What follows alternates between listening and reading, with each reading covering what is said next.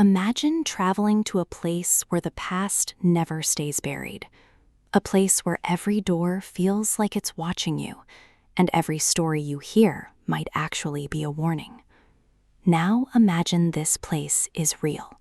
This is the world of Hokum, 2026, a psychological horror film directed by Damien McCarthy, where reality slowly collapses into something far darker than imagination.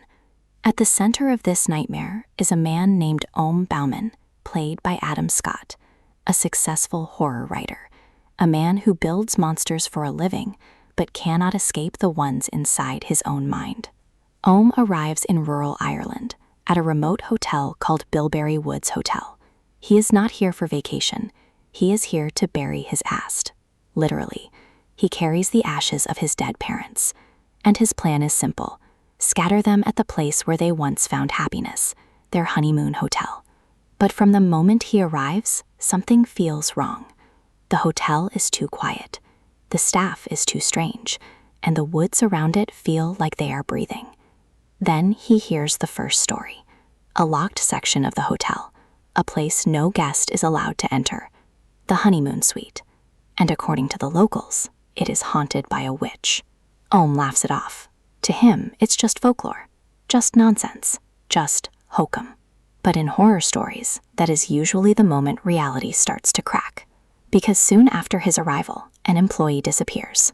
No explanation, no trace. And suddenly, the hotel is no longer just strange. It is dangerous.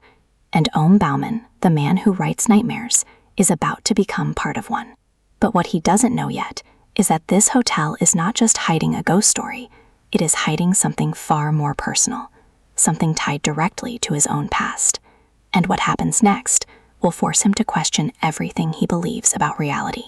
As Ohm spends more time in the hotel, the line between reality and imagination begins to blur. He meets the staff, each one stranger than the last. The hotel owner, Mr. Cobb, speaks like a man who believes every word of the witch story. He warns guests about the honeymoon suite, as if he has seen something inside it.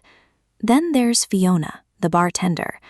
Unlike the others, she doesn't fear Ohm. She challenges him. She sees through his arrogance. And for the first time, Ohm doesn't feel completely alone. There is also Jerry, a strange man who lives in the woods, a man who drinks mushroom-infused mixtures and claims he can see things others cannot. He tells Ohm something unsettling, that the forest is not empty and the hotel is not safe.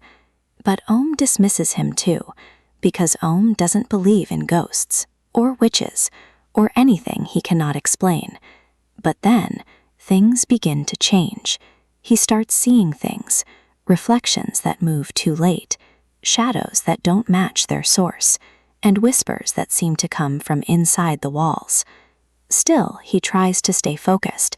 He is here for one reason: to scatter his parents' ashes and find closure. But even that becomes disturbing.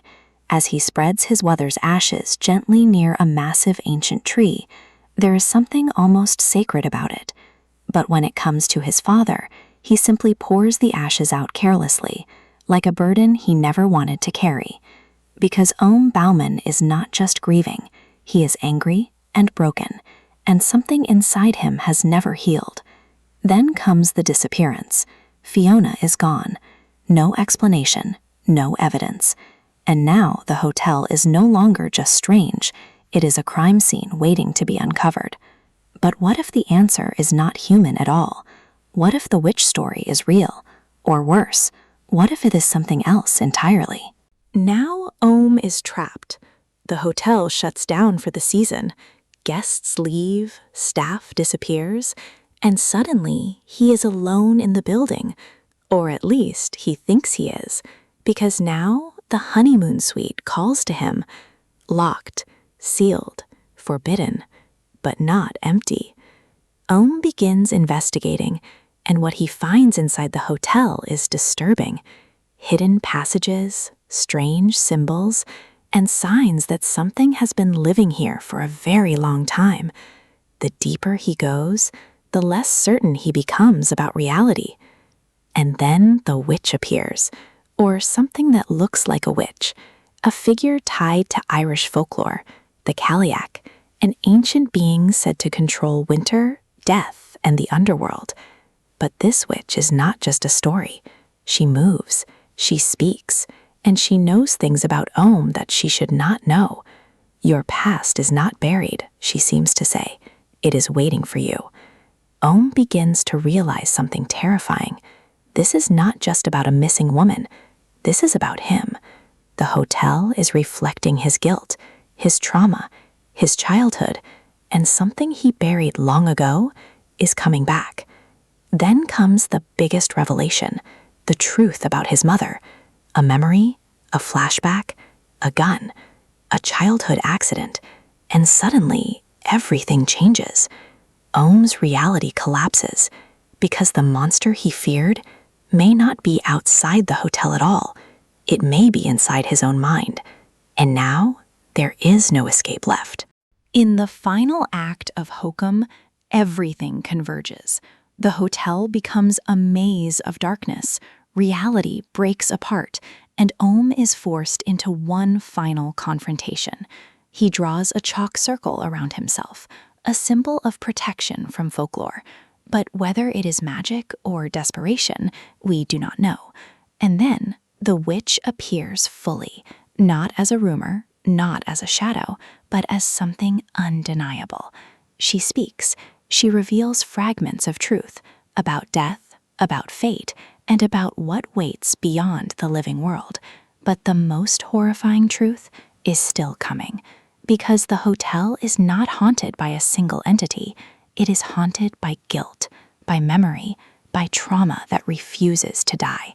Ohm is not just being attacked, he is being judged by everything he tried to forget.